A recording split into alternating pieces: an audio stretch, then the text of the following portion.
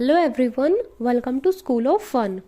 कल की वीडियो में हमने वर्ब के बारे में पढ़ा था। वर्ब और उसके टाइप हमने अच्छे से क्लियर किए थे।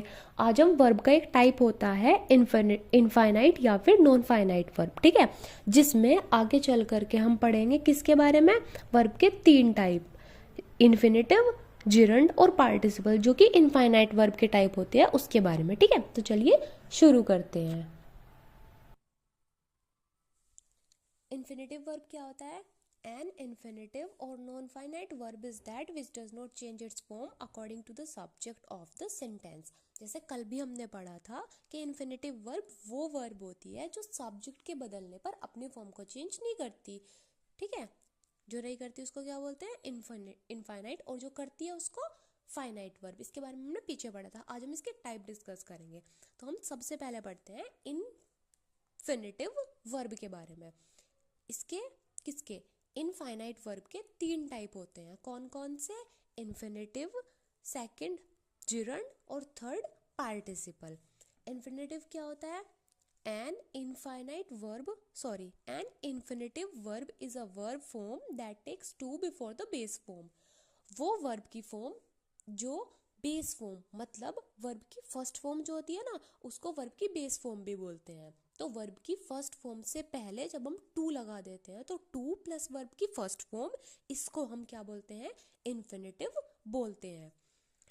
It can function as a noun, adjective और एडवर्ब। ये सेंटेंस में नाउन, एडजेक्टिव या एडवर्ब की तरह फंक्शन कर सकता है।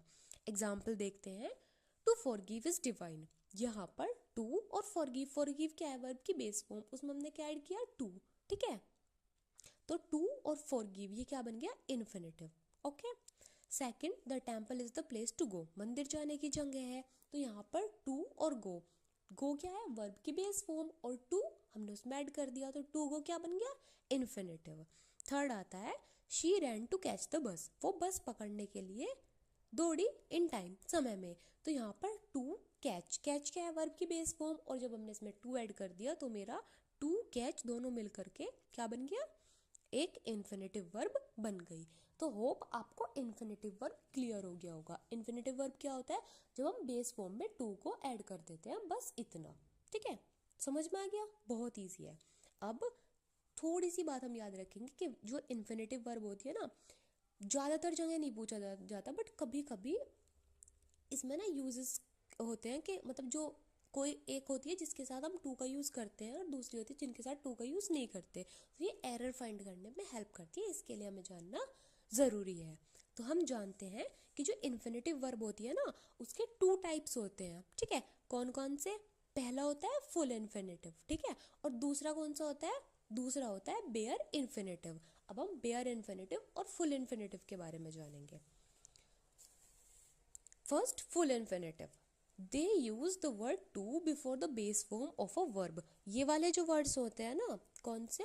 फुल इन्फिनेटिव वाले, ये बेस फॉर्म से पहले टू यूज, मतलब टू को लेते हैं। जैसे कि to know, to watch, to catch, to go, इस तरह से इनके पहले टू का यूज होता है। लेकिन सेकंड जो होता है ना, अच्छा एक पॉइंट और याद रखेंगे, जो फुल इन्फिनेटिव होते हैं उसको हम टू इन्फिनेटिव भी बोलते हैं, क्योंकि उनके साथ हम टू का यूज करते हैं। सेकंड होता है बेयर इन्फिनेटिव। बेयर इन्फिनेटिव ये क्या होता है? They use only the base form of the verb without to. इसमें हम टू का यूज नहीं करते, बिना टू के यूज के बेस फॉर्म हम वर्ब की यूज करते हैं, ठीक है। टू का यूज नहीं करते, इसको हम बोलते हैं बेयर इन्फिनेटिव, ठीक है। और इसी को हम जीरो इन्फिनेटिव के नाम से भी जानते हैं। पता है कुछ वर्ड्स होते हैं जो बेयर इन्फिनेटिव की तरह फंक्शन करते हैं, तो हम उन वर्ड्स को याद रखेंगे कि इन इन वर्ड्स के साथ हम टू का यूज नहीं करते। जैसे कि let, bid, notice, watch, behold, see, help, need not और डेयर नॉट, ठीक।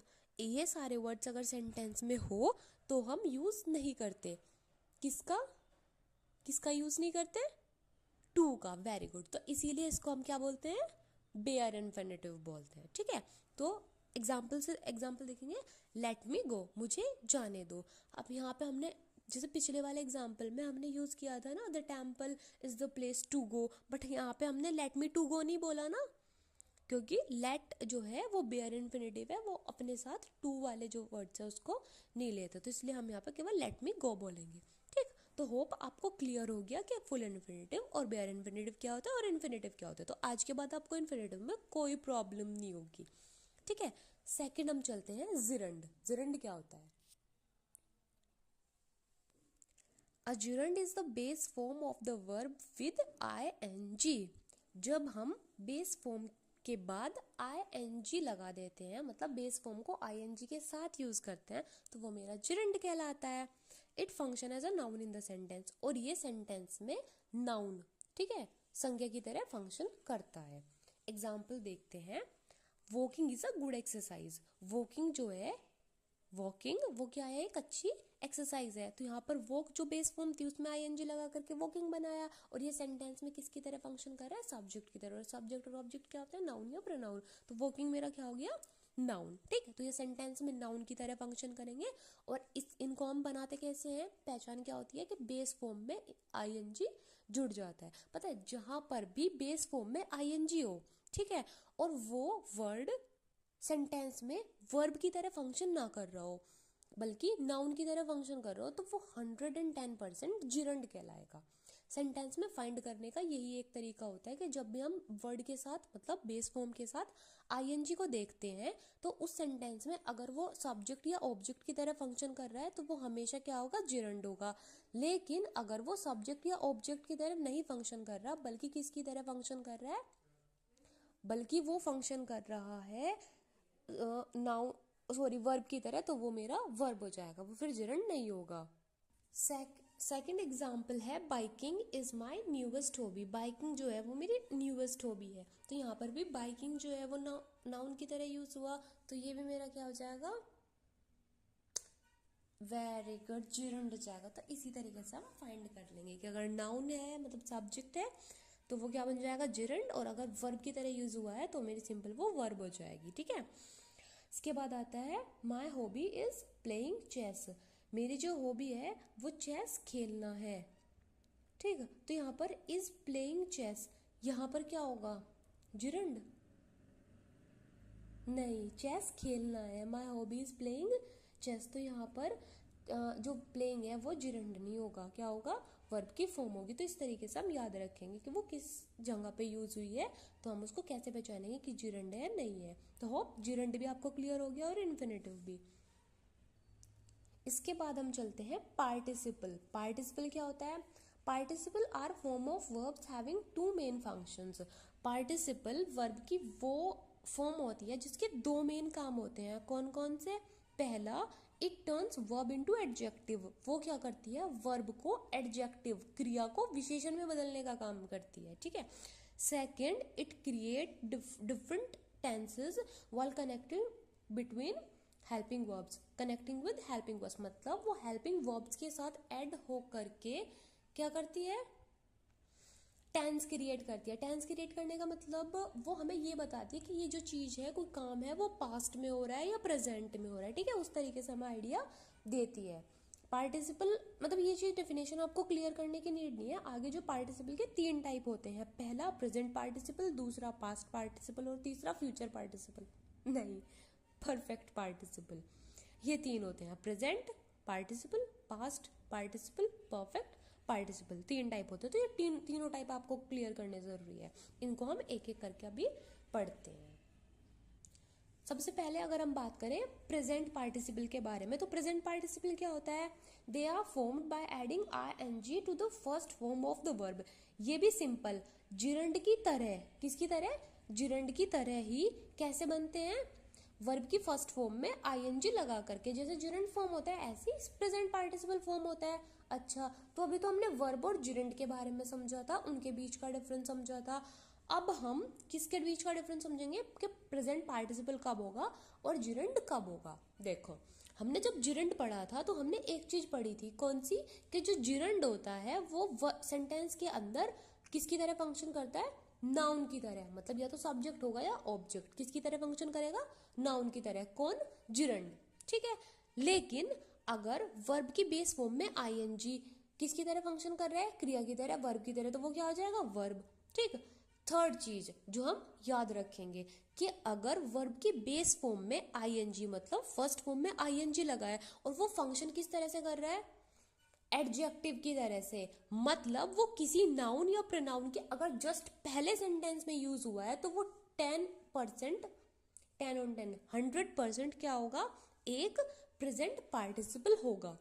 ठीक है, आपको वर्ब जिरंड, वर्ब कौन सी, आईएनजी वाली, ठीक है, कॉन्टिन्यूअस टेंस में जो हम वर्ब यूज करते हैं, वर्ब और क्या, जिरंड और क्या, प्रेजेंट पार्टिसिपल, इन तीनों के बीच का डिफरेंस क्लियर होगा।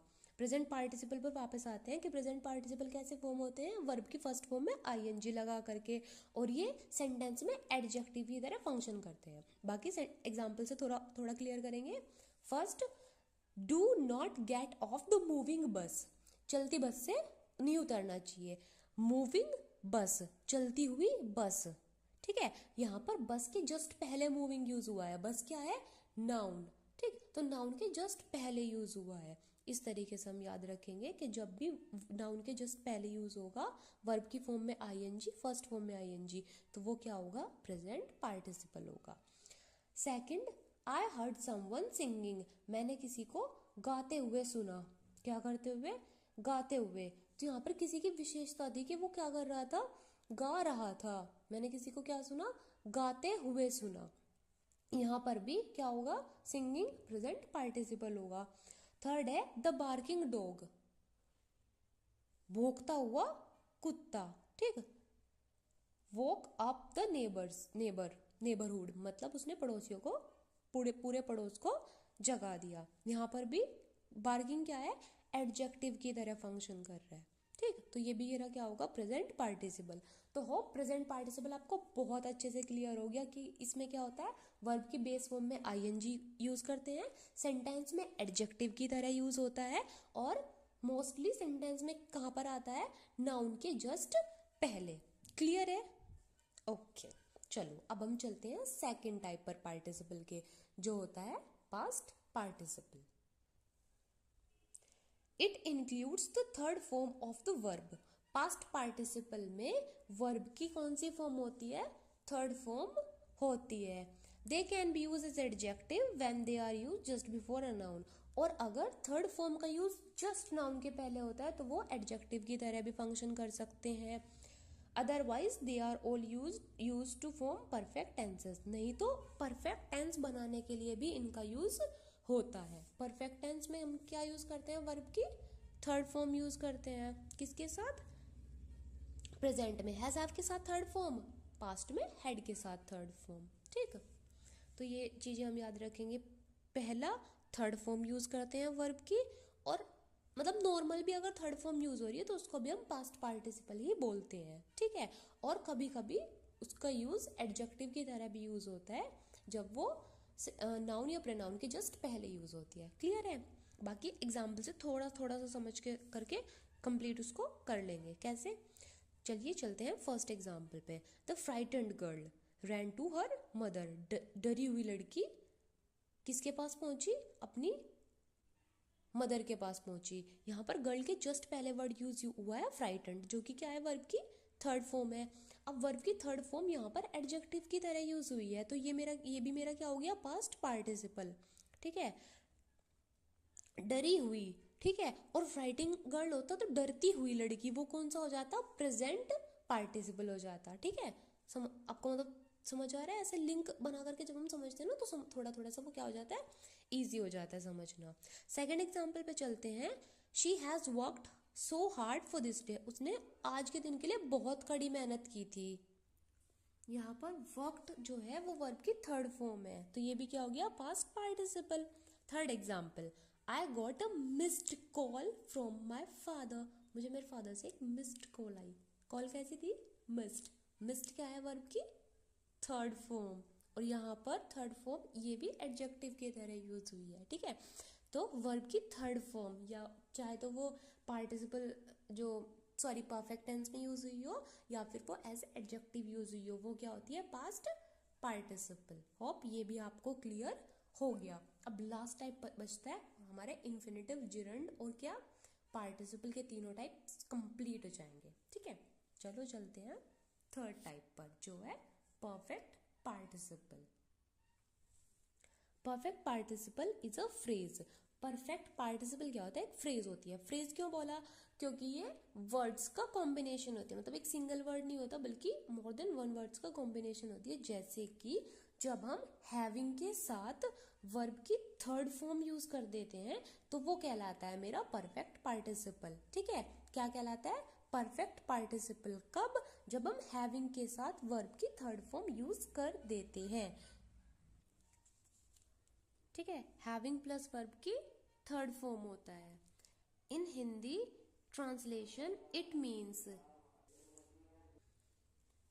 के बाद. हिंदी ट्रांसलेशन में उसका जो मतलब होता है हैविंग प्लस वर्ब की थर्ड फॉर्म का, वो होता है के बाद. ठीक है, अभी के लिए इतना याद रखेंगे कि हिंदी में उसका मतलब के बाद होता है और बनती कैसे है? हैविंग के साथ वर्ब की थर्ड फॉर्म लगा करके. बाकी हमारा सारा का सारा डाउट क्लियर हो जाएगा अभी जब हम एग्जाम्पल से समझेंगे. एग्जाम्पल 1 लेते हैं. Having shouted at him she left the room. उस पर चिल्ला करके वो रूम से बाहर चली गई. मतलब उस पर चिल्लाने के बाद वो क्या रूम से बाहर चली गई. ठीक है, हैविंग शाउटेड, तो हैविंग प्लस शाउटेड, हैविंग के साथ शाउटेड वर्ब की थर्ड फॉर्म, तो ये क्या हो गया? मेरा परफेक्ट पार्टिसिपल हो गया. और इसका हिंदी में क्या मतलब आया? के बाद, उस पर चिल्लाने के बाद वो रूम से चली गई. ठीक है, तो आपको इस एग्जाम्पल से ऊपर की दोनों बातें कि बनता कैसे है और इसका हिंदी ट्रांसलेशन क्या होता है वो क्लियर हो गई होगी. बाकी हम बचे हुए दोनों एग्जाम्पल पढ़ते हैं. Having finished my work I shut the door. अपना काम करने के बाद मैंने गेट बंद कर दिया. Third, having received the message she left home. Message received होने के बाद उसने क्या किया? मैसेज रिसीव होने के बाद उसने क्या किया? शी लेफ्ट होम, वो घर छोड़कर चली गई. ठीक है, तो यहाँ से हमें क्लियर हो गया कि परफेक्ट पार्टिसिपल क्या होता है और कैसे उसकी फॉर्मेशन होती है. होप आपको आज की पूरी वीडियो में जो मैंने समझाया क्या इन्फिनेटिव, जिरंड और पार्टिसिपल, और पार्टिसिपल के तीनों टाइप सारा कुछ क्लियर हो गया होगा. अगर आपको जरा सा भी डाउट है, कोई भी पॉइंट है जो आपका क्लियर नहीं हुआ, please tell me in the comment section. I will answer for sure. Thank you so much. Stay connected, keep learning. Thanks again.